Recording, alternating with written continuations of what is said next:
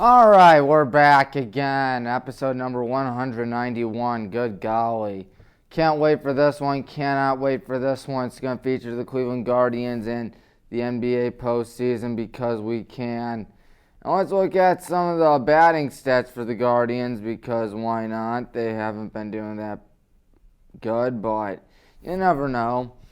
303 hits, 142 runs, 23 home runs, 42 swipes, which is actually up there. The average is pretty poor at 226, and the OPS is at 640, 129 RBIs, 8 triples, and 66 doubles. It's worth noting that the 23 home runs heading into yesterday is the lowest amount of home runs by any team in the entire MLB.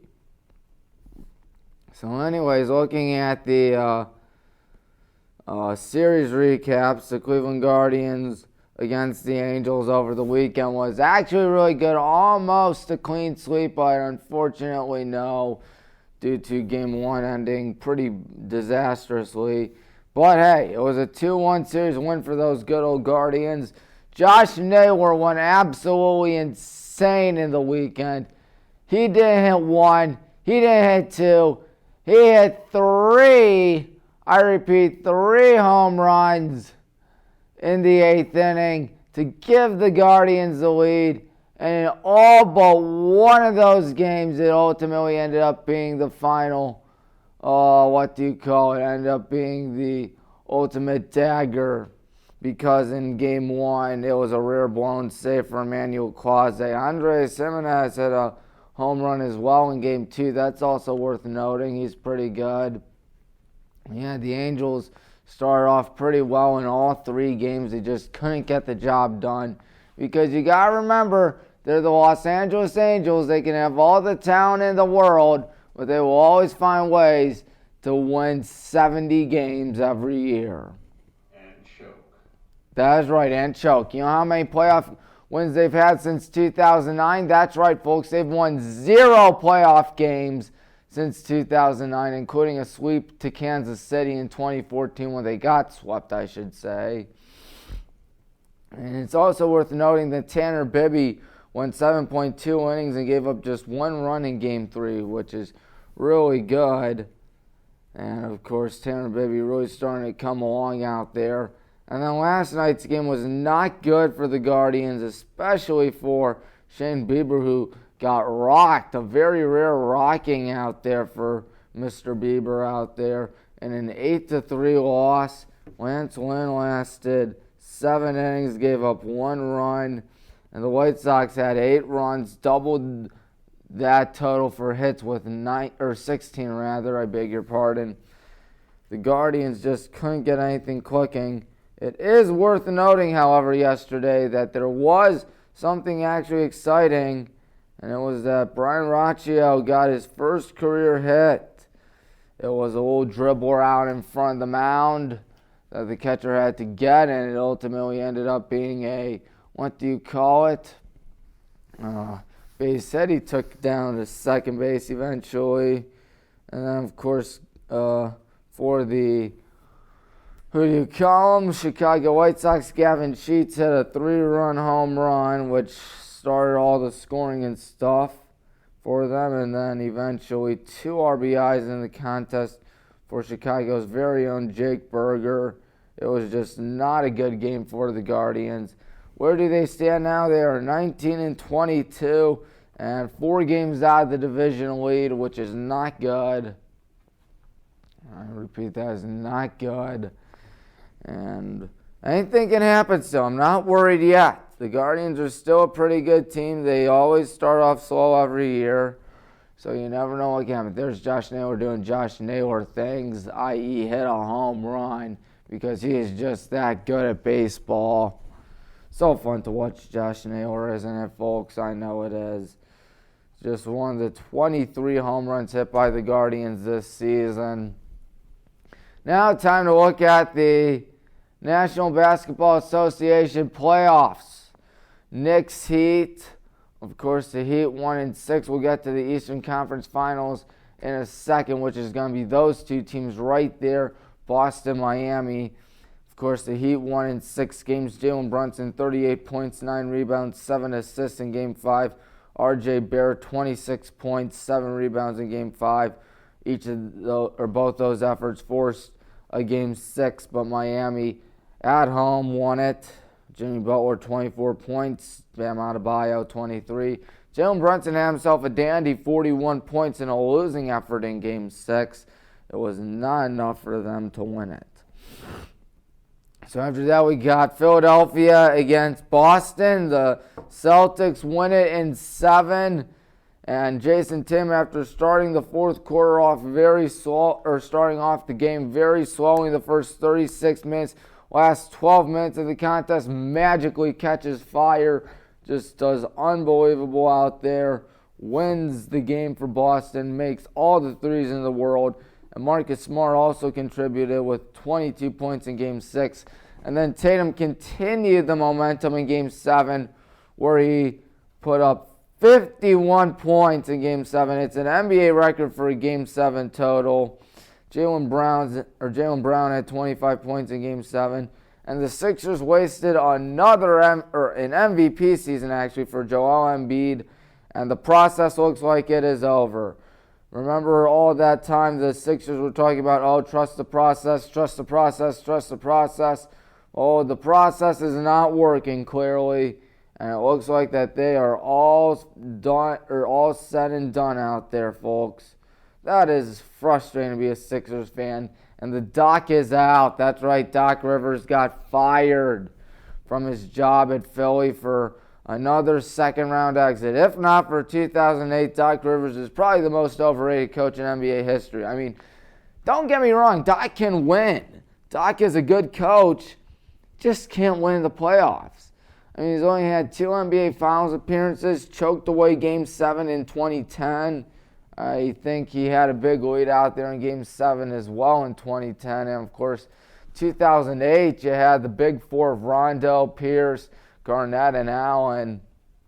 But still, that's got to be frustrating. So let's look at the Western Conference semifinals. But first, we got to look at this game right here.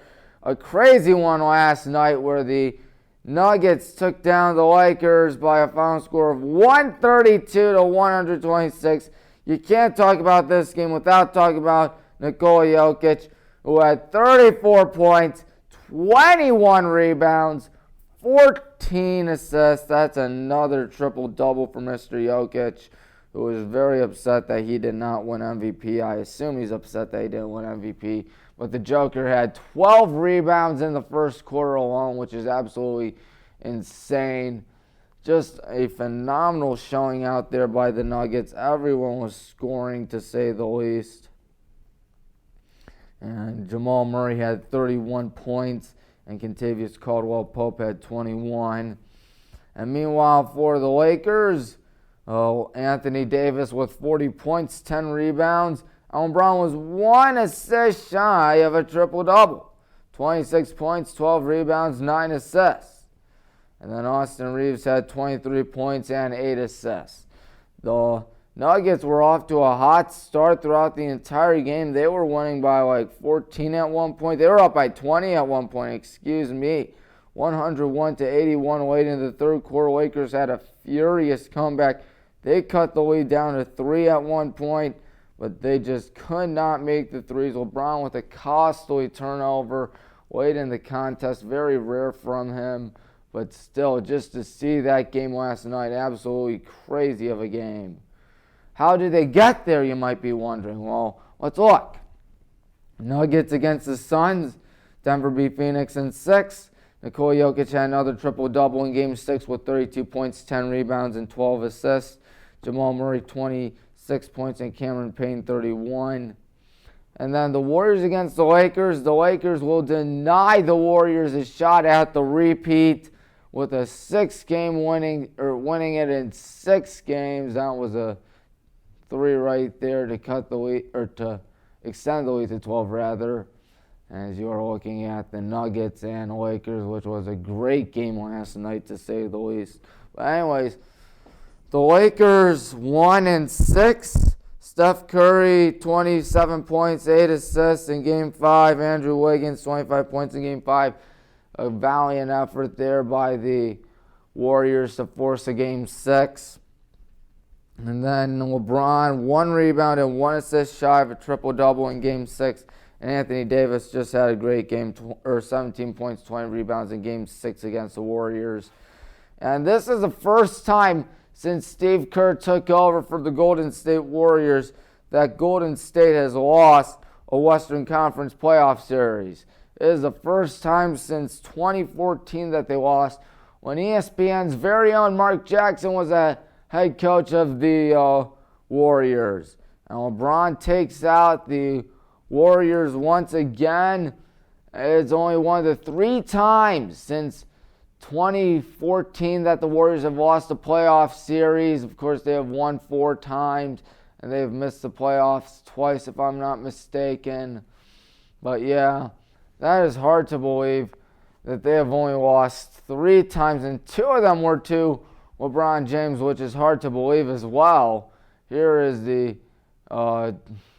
costly turnover right there late in the game.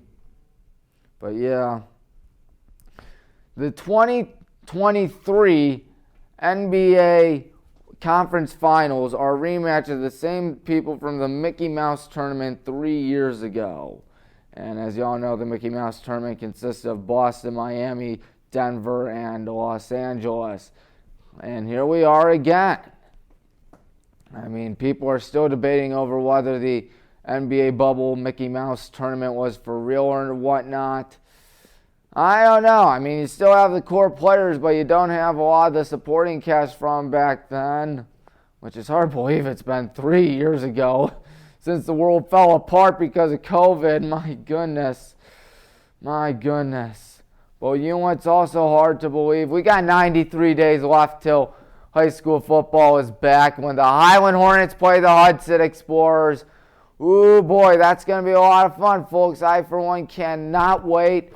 Should be exciting, should be some fireworks, should be some action, should be so much fun. I cannot stress that out. My old brother's going to be in the marching band for next season. He's going to have his first game against the Hudson Explorers. That might be the biggest game he may ever get to do.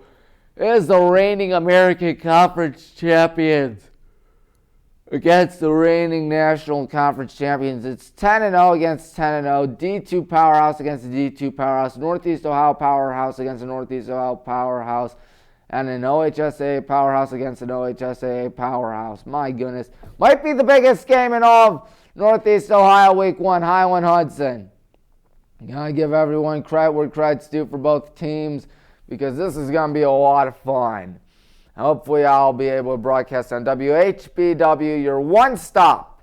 I repeat, your one stop for all things Highland and Baldwin Wallace. Let me pull it up for a second. I'm at 440 subscribers.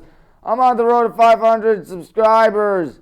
Yay for me. Of course, there was a 25-0 trouncing for Highland yesterday in baseball. Yeah, you heard that correctly. 25-0 trouncing in baseball. And we will be playing Barberton tomorrow, so tune in to WHBW for that. Should be a lot of fun. And if you don't follow us on Twitter at WHBW Sports, I highly suggest that you do. Once again, W as in a TV station, H for Highland, BW for Baldwin Wallace, and then the word sports. And that is what we are on Twitter, what we are for YouTube, WHBW. So that is it.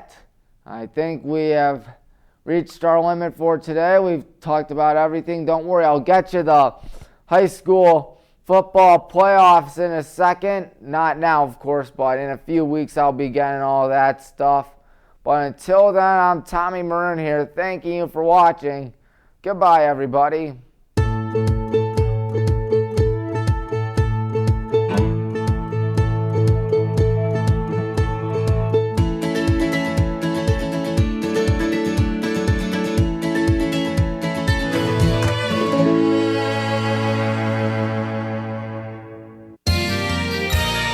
You are watching WCTV, Wadsworth Community Television.